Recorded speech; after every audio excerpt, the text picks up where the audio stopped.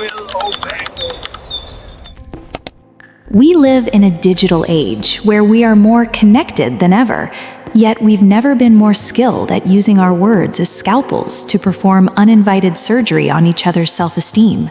It's a strange social trend, isn't it?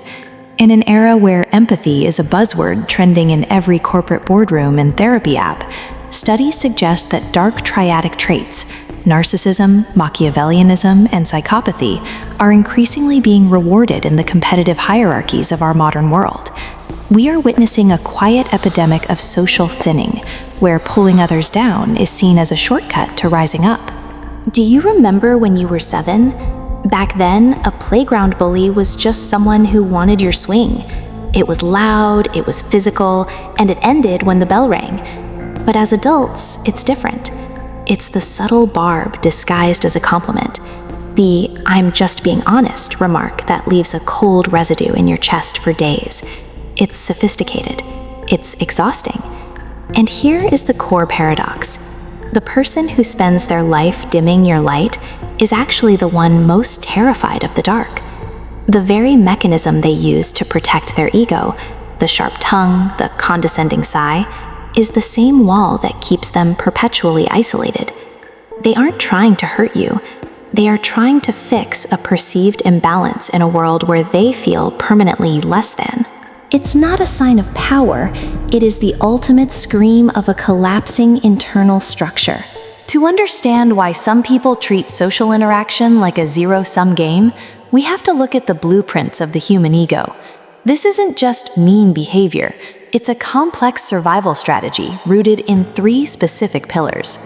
First, we encounter social comparison theory, specifically downward social comparison.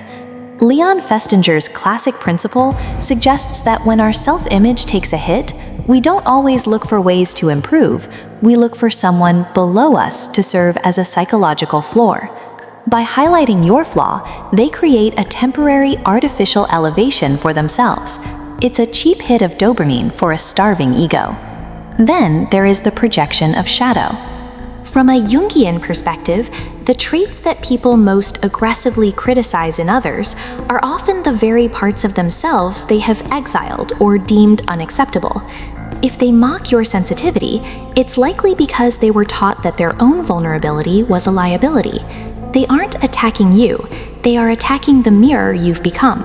Finally, we see the influence of insecure attachment dynamics, specifically the dismissive avoidant pattern.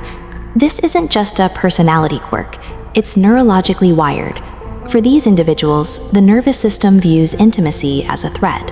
Putting you down is a distancing mechanism, a way to ensure you never get close enough to see the cracks in their armor. In the body, this doesn't feel like victory for them. It feels like a high-voltage, low-humming radar in the chest, a constant, frantic scan for threats. It's the feeling of holding your breath while everyone else is breathing normally.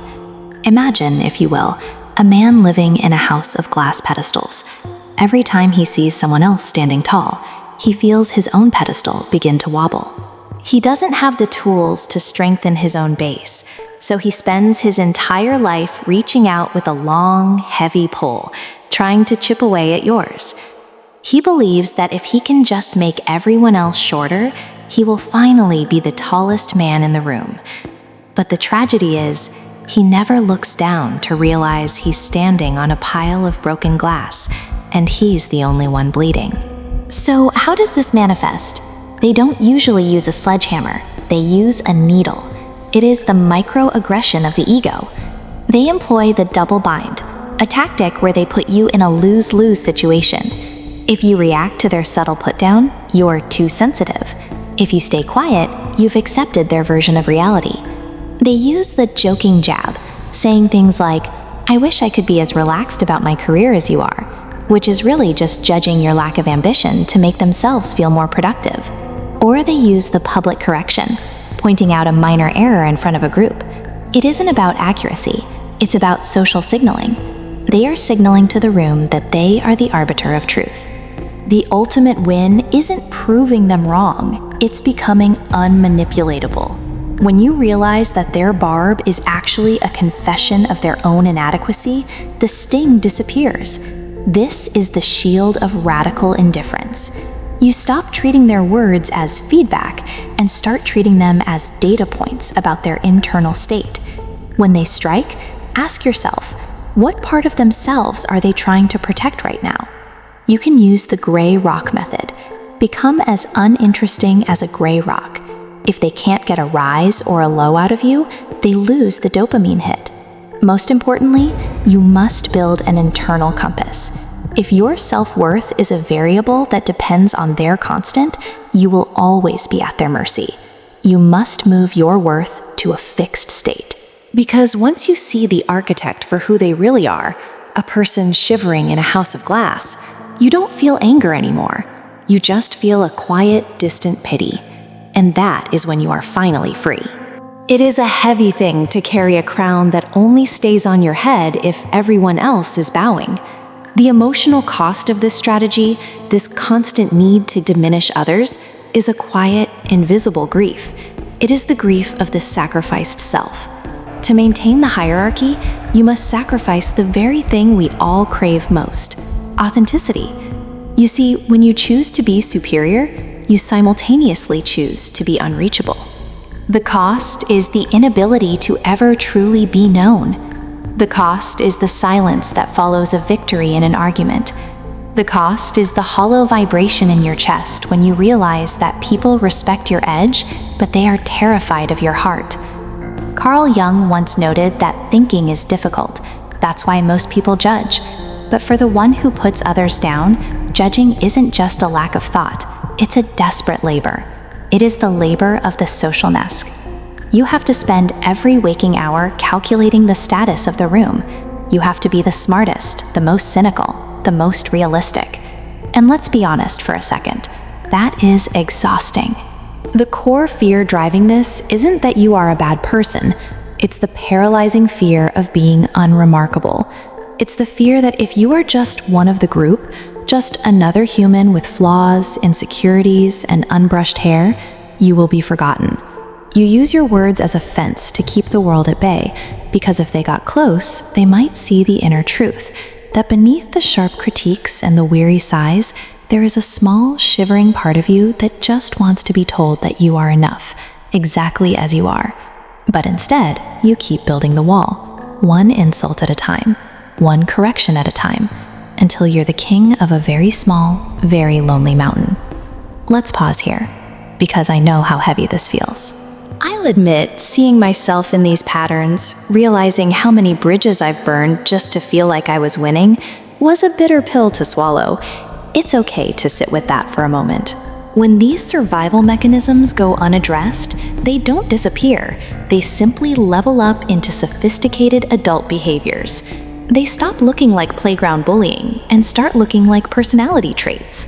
But we need to call them what they really are: coping strategies, not character.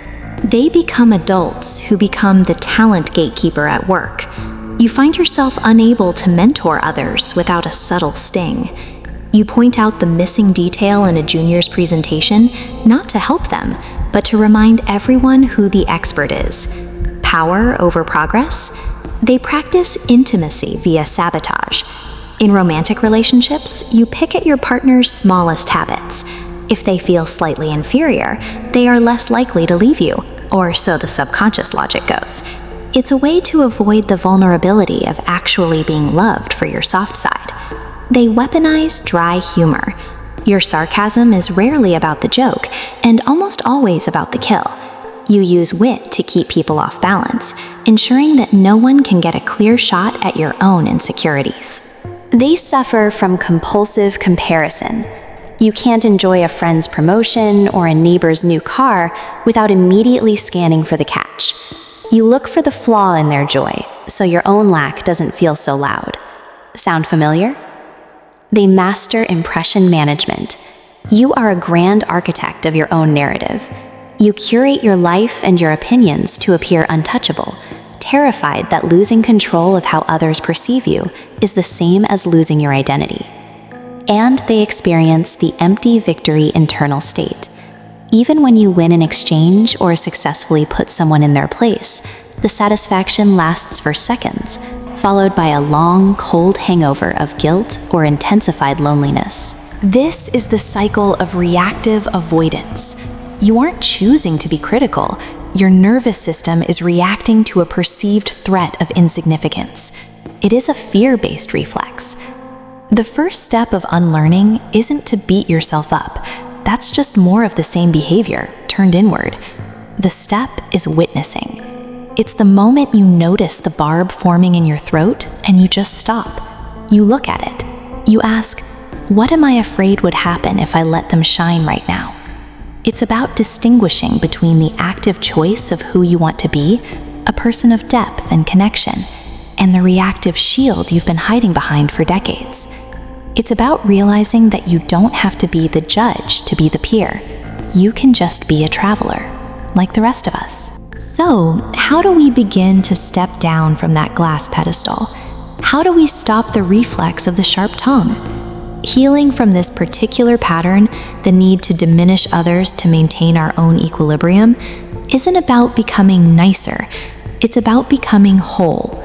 It requires what we call shadow work, the courageous act of walking into the dark basement of our own psyche and hugging the parts of ourselves we've spent years mocking in others. When we stop exiling our own weakness, our own failures, and our own ordinariness, we suddenly find we no longer have a reason to attack those traits when we see them in a friend, a colleague, or a stranger. Practical healing often starts with inner child reparenting.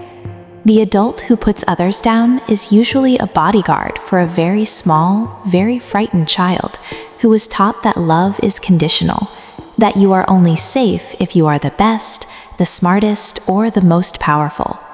Healing is the slow, daily practice of sitting with that child and whispering, "You are safe even when you are not winning. You are worthy even when you are silent. You don't have to be the sun to be seen." It is a journey toward intrinsic identity orientation. This is the profound realization that your value is not a floating number on a stock market of social comparison. It is fixed. It is immutable. Think of it like this. A diamond buried deep in the mud is no less a diamond just because the mud is there. Conversely, it doesn't become more of a diamond if the mud around it is cleared away. It just is. When you anchor your identity intrinsically, meaning inside yourself, you no longer need to steal status from others. You begin to understand that meaning doesn't need a medium. You don't need a witty remark to prove your intelligence. You don't need a condescending critique to prove your depth. Your depth is carried in the way you listen, the way you observe, and the way you allow others to exist in their own light without feeling like they are stealing yours. I want to offer a personal disclaimer here, because I am right there in the trenches with you. I still catch myself forming the perfect, biting comeback in my head. I still feel that old, familiar prickle of insecurity when someone else succeeds. I am not a detached expert.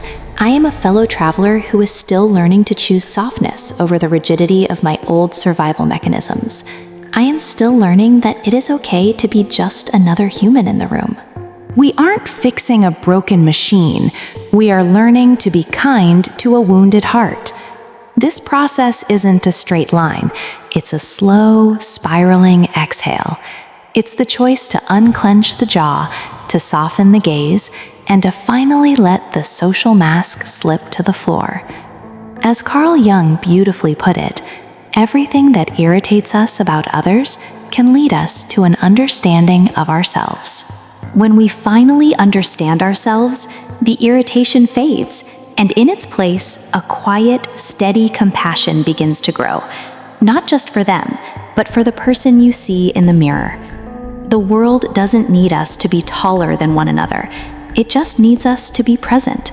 It needs us to realize that when we stop trying to be the light, we finally have enough energy to just be human. True stature is not measured by who stands beneath us, but by how comfortably we can stand beside them. Take a deep breath. Release the need to be more. You are already enough.